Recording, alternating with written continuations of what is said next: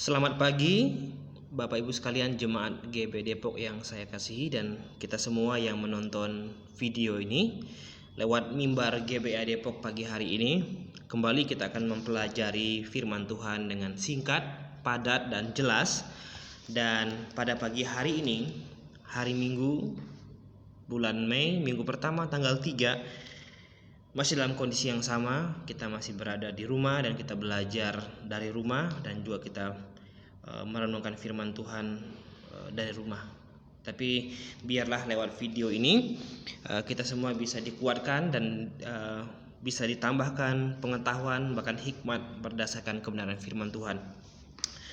Baik Bapak Ibu sekalian yang saya kasihi dalam Tuhan, saya mengajak kita hari ini untuk membuka Alkitab kita dari surat Roma pasal pertama.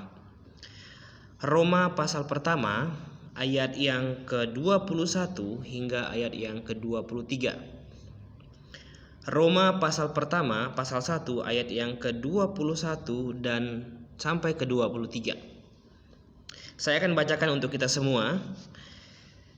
Sebab sekalipun mereka mengenal Allah, mereka tidak memuliakan Dia sebagai Allah atau mengucap syukur kepadanya.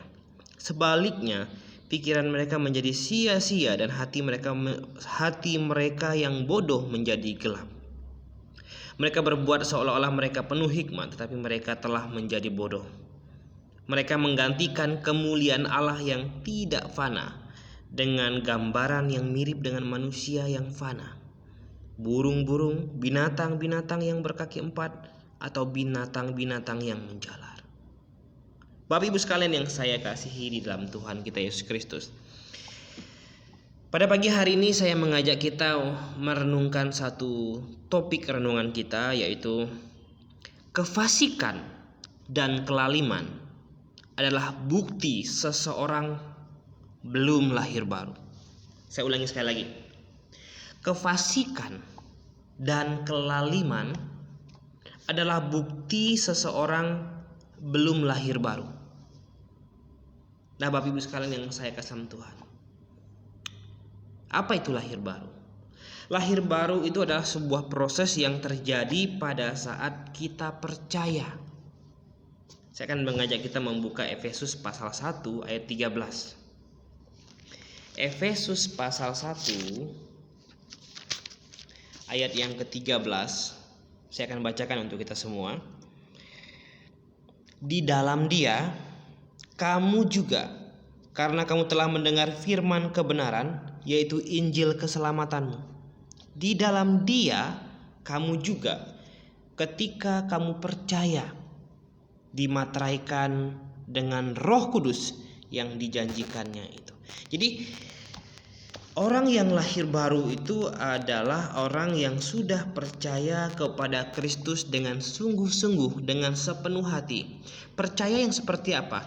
Percaya bahwa Yesus Kristus sudah disalibkan bagi saya, bagi kita semua, menggantikan seluruh dosa kita. Dan kita percaya bahwa Yesus mati bagi semua dosa kita, dan hari ini kita hidup bagi Dia. Ada sebuah pertukaran, transaksi. Yesus mati bagiku, aku hidup baginya. Dan hari ini Dia sudah bangkit, dan di depan Allah Bapa, Yesus membenarkan kita. Tetapi kita lihat hari ini, setiap orang yang sudah mendengar Injil keselamatan itu dan merespon dengan bentuk percaya kepada Injil keselamatan itu, maka pada saat itu juga dimateraikan dengan Roh Kudus. Artinya ketika kamu percaya kepada Kristus dengan sungguh-sungguh, maka pada saat itu kamu memiliki Roh Kudus. Kamu dimateraikan dengan Roh Kudus sebagai tanda milik Allah. Nah, ini adalah lahir baru. Tapi hari ini kita akan melihat contoh kefasikan dan kelaliman itu yang membuktikan bahwa seorang itu belum lahir baru. Tapi sebelum itu kita akan lihat pengertian apa itu kefasikan. Kefasikan adalah perbuatan manusia dalam hal memungkiri kekuatan Allah, menyangkal kekuatan Allah, tidak mengakui Allah. Nah, ini kefasikan. Kelaliman itu apa? Kelaliman itu mirip dengan kefasikan. Kelaliman adalah kejahatan manusia itu. Dengan manusia tidak mengakui Allah, kekuasaan Allah, memungkiri Allah, tidak percaya kepada Kristus dengan sungguh-sungguh, itu adalah bentuk kejahatan atau kelaliman. Nah, di dalam firman Tuhan kita akan belajar contoh-contoh kefasikan apa saja yang merupakan tanda orang tersebut belum lahir baru. Dari 3 ayat firman Tuhan yang tadi sudah kita baca, kita akan lihat ada tiga contoh kelaliman dan kefasikan yang dipaparkan oleh Paulus di sini, yang menjadi bukti bahwa orang tersebut belum lahir baru, meskipun mungkin dia sudah ada di gereja, atau mungkin pun dia KTP-nya adalah orang Kristen. Ya, karena lahir baru ini bicara mengenai hati dan pengakuan pribadi. Nah, Bapak Ibu sekalian yang saya kasih Tuhan, contoh yang pertama, contoh kefasikan dan kelaliman itu. Kita lihat ayat yang ke-21. Sebab sekalipun mereka mengenal Allah, mereka tidak memuliakan Dia sebagai Allah atau mengucap syukur kepadanya. Sebaliknya, pikiran mereka menjadi sia-sia dan hati mereka yang bodoh menjadi gelap. Nah, contoh kefasikan dan kelaliman yang pertama yang dipaparkan oleh Rasul Paulus kepada kita hari ini adalah bahwa contoh kefasikan dan kelaliman itu adalah tidak mau memuliakan Allah dan tidak mau mengucap syukur. Ini adalah contoh kefasikan dan kelaliman. Bapak Ibu sekalian, bagi Anda yang melihat atau menonton video ini, siapapun Anda, secara khusus Jemaat GB Depok, siapapun yang tidak memuliakan Allah dan siapapun yang tidak mau mengucap syukur atas apa yang sudah Tuhan lakukan dalam hidup kita, sebenarnya ini adalah contoh kefasikan dan kelaliman. Dan ini tanda orang belum lahir baru. Bapak Ibu sekalian yang saya kasih Tuhan, kita lihat ayat 21 tadi. Meskipun mereka mengenal Allah. Oke. Mengenal Allah. Banyak orang mengenal Allah. Banyak orang bahkan bisa menyebut nama Allah. Allah, Yesus Kristus, ya. Setiap hari menyebut nama Yesus Kristus, tetapi kalau tidak sampai benar-benar memahami dan tahu siapa itu Yesus Kristus, maka itu tidak akan membuat orang tersebut bisa mengerti dan bisa membuat dirinya lahir baru. Tuhan mau kita bukan hanya mengenal Dia, tetapi kita benar-benar mengetahui siapa Dia. Tahu dan kenal itu ada dua hal yang sama tapi punya pengertian yang sedikit berbeda. Saya kenal dengan si Anu, tapi saya belum tentu tahu siapa dia sebenarnya. Kalau kita hanya sekedar mengenal Allah dan tidak benar-benar tahu siapa Dia, kita hanya bisa menyebut nama Yesus Kristus, tapi kita tidak bisa mengetahui apa tujuan Yesus Kristus datang ke dunia ini, mengapa, bagaimana, dan seterusnya, maka kita tidak akan bisa diselamatkan atau menjadi orang lahir baru. Bapak Ibu sekalian yang saya kasih Tuhan, mari kita membuka di dalam surat Filipi pasal 1 ayat 9 sampai ayat 11. Filipi pasal 1 ayat 9 sampai dengan ayat yang ke-11. Saya akan bacakan untuk kita semua.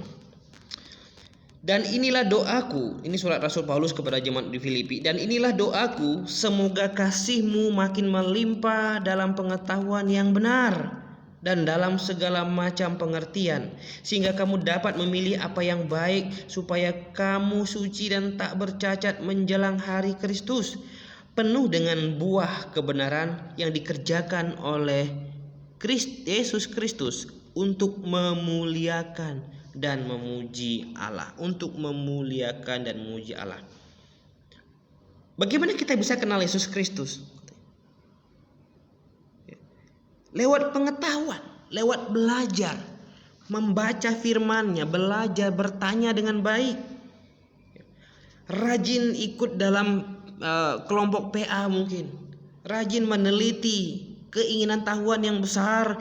Kita belajar, itu bentuk pengetahuan yang benar dalam segala pengertian, supaya kita bisa memilih yang baik, supaya kita semakin hari semakin berkenan ke hadapan Kristus, dan kita memiliki buah kebenaran yang dikerjakan oleh Kristus. Untuk apa? Untuk memuliakan dan memuji Dia. Ini yang Tuhan mau. Tetapi sebaliknya, mereka yang tidak memuliakan Allah dan tidak mau mengucap syukur dan memuji Allah, ini mereka dapat digolongkan sebagai orang-orang yang fasik dan orang-orang yang lalim.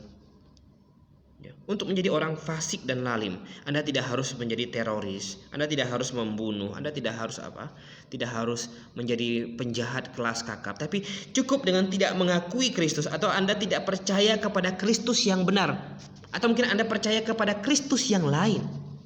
Anda sudah dapat digolongkan sebagai orang fasik dan orang lalim.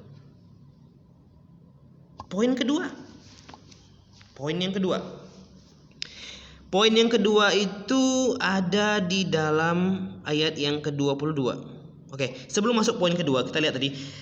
Karena mereka tidak mau memuliakan Allah dan tidak mau mengucap syukur, justru sebaliknya, mereka ini adalah mereka yang punya hati, katanya, yang bodoh, pikirannya sia-sia. Kenapa? Karena tidak diisi dengan kebenaran, karena tidak diisi dengan pengetahuan. Mustahil ada orang yang bisa kenal Kristus dengan benar kalau dia tidak benar-benar mencintai firman-Nya dan meneliti siapa itu Yesus Kristus lewat firman-Nya. Kalau Anda berharap ingin kenal Yesus tapi tidak mau taat dan tidak mau belajar lewat Alkitab, maka Anda tidak akan ketemu Kristus yang benar. Yesus yang sejati hanya bisa dikenal lewat firman-Nya. Oke, poin yang kedua. Contoh kefasikan dan kelaliman yang Rasul Paulus sampaikan di sini adalah, kita lihat ayat yang ke-22. Mereka berbuat seolah-olah mereka penuh hikmat, tetapi mereka telah menjadi bodoh. Oke, poin yang kedua ini penting juga, ya, bahwa contoh orang fasik dan orang yang lalim ini adalah pura-pura berhikmat, pura-pura tahu padahal tidak tahu. Nah, ini banyak sekali orang-orang hari ini kita lihat menjadi pengajar di dalam sebuah gereja, tetapi dia sendiri tidak begitu paham, bahkan tidak mengerti apa yang dia ajarkan. Nah, pura-pura tahu ini bentuk orang yang salah satu bentuk kefasikan dan kelaliman.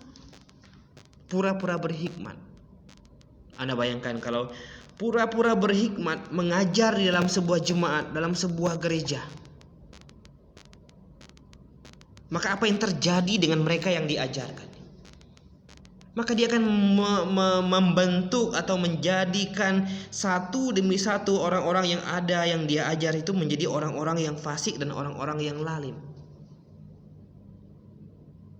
Saya hari ini sering mendengar, berdiskusi, bertemu bahkan dengan mereka yang mau mengenal Yesus tetapi tidak mau lewat firman-Nya. Dan mereka banyak yang berharap ingin bertemu dengan Yesus langsung. Bahkan ada satu orang hamba Tuhan yang bilang begini, wah, dia mau belajar langsung kepada Kristus. Bagaimana belajar langsung dengan Kristus hari ini? Ketika Yesus ada di dunia, di tengah-tengah murid-muridnya hari itu, ya, mereka bisa belajar langsung, bertanya langsung, berkomunikasi langsung dengan Kristus. Hari ini bagaimana? Tidak. Hari ini mau belajar kepada Kristus, engkau harus belajar lewat surat rasul-rasul dan tulisan para nabi. Engkau harus belajar lewat firman-Nya. Dari situlah engkau akan mengenal Dia dan mempelajari tentang Kristus itu. Engkau tidak bisa berharap kepada suara berbisik di telingamu, engkau melihat muka Yesus, engkau bertemu dengan Yesus di mana dan sebagainya, dan enggak. Sudah dipastikan itu pasti Yesus yang lain. Mengapa saya bilang begitu? Karena kalau kita lihat di alam firman Tuhan, saya akan bukakan satu firman Tuhan untuk kita. Oke, saya akan bacakan satu ayat firman Tuhan untuk kita semua, supaya hari ini kita benar-benar paham.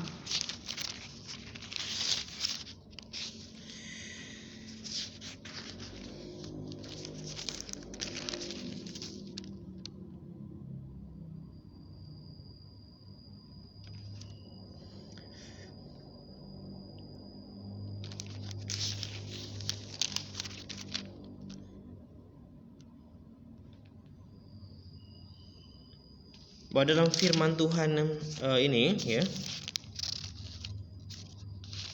yang paling terakhir melihat Yesus itu adalah Paulus.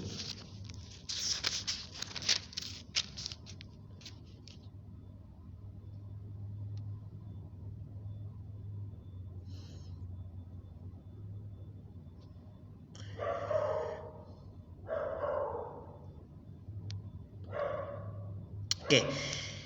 1 Korintus pasal 15 ayat 8.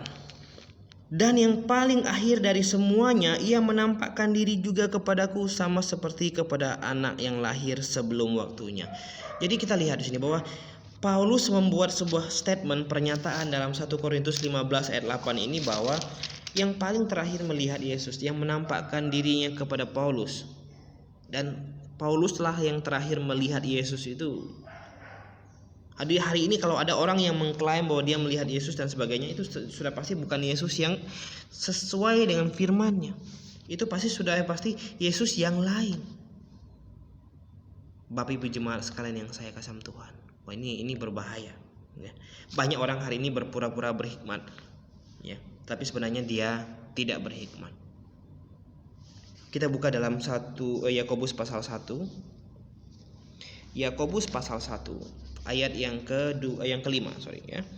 Yakobus pasal 1 ayat 5.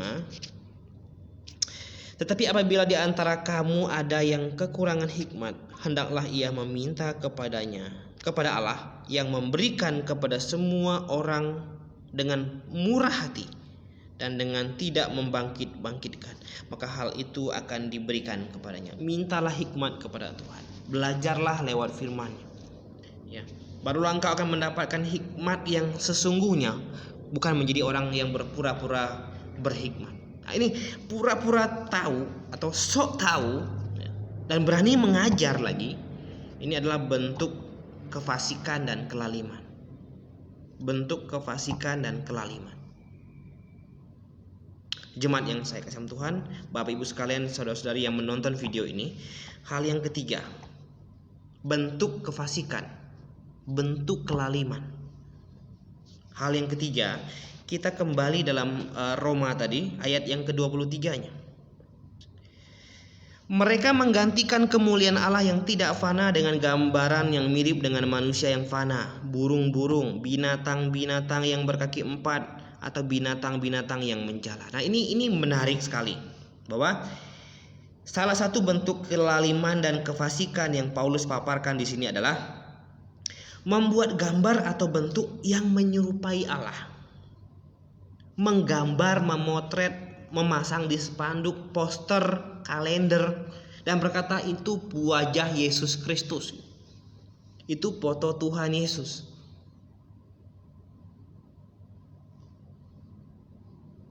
Dan ini bertentangan dengan Roma pasal 1 ayat 23 tadi. Orang-orang fasik dan orang-orang lalim itu adalah menggantikan kemuliaan Allah yang tidak fana dengan gambaran yang mirip dengan manusia. Jadi kalau kita membuat sebuah gambar atau mengatakan itu foto Tuhan Yesus, ini gambar Tuhan Yesus, ini wajah Tuhan Yesus, itu ciri-ciri bahwa kita masih hidup menjadi orang yang fasik dan orang yang lalim. Anda belum lahir baru. Berarti Anda belum kenal dan tahu siapa itu Yesus Kristus. Bapak Ibu sekalian yang saya kasih Tuhan, hari ini ya, di kalangan kekristenan hari ini, wow, banyak yang memampang foto, wajah, ya, bahkan spanduk demi spanduk dipasang. Di rumah bahkan ditempel lukisan Yesus Kristus. Dari mana Anda tahu itu Yesus Kristus? Dan itu akan mengajarkan anak-anakmu nanti, dan dia berdoa menghadap dan membayangkan wajah yang ada dalam lukisan, kalender. Padahal itu bukan wajah Kristus. Dengan Anda memasang dan membuat hal itu bentuk bahwa kamu masih menjadi orang fasik dan orang lalim. Mengganti kemuliaan Allah yang tidak fana dengan gambaran-gambaran yang menyerupai manusia. Apalagi yang berani bilang bahwa menyembah burung, yang membuat gambar burung, binatang berkaki 4, binatang-binatang menjalar dan bilang itu Tuhan, bilang itu Allah. Ini jelas orang fasik. Gambar manusia saja dianggap sebagai Allah. Itu sudah jelas bentuk kefasikan dan kelaliman. Ayat 24-nya Roma. Karena itu Allah menyerahkan mereka, katanya kan, kepada keinginan hati mereka dan kecemaran, sehingga mereka saling mencemarkan tubuh mereka. Banyak orang hari ini tidak memahami kebenaran ini. Banyak orang hari ini, bahkan banyak orang Kristen hari ini tidak begitu kritis. Mungkin Anda belum belajar kebenaran, dan hari ini Anda harus belajar kebenaran.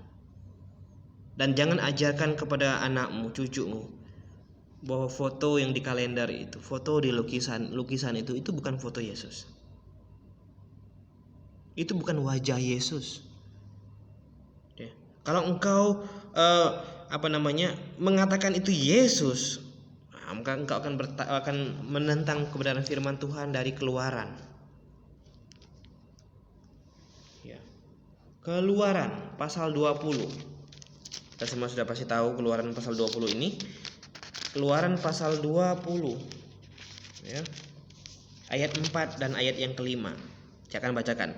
Keluaran 20 ayat 4 dan ayat 5. Jangan membuat bagimu patung yang menyerupai apapun yang ada di langit atau yang ada di bawah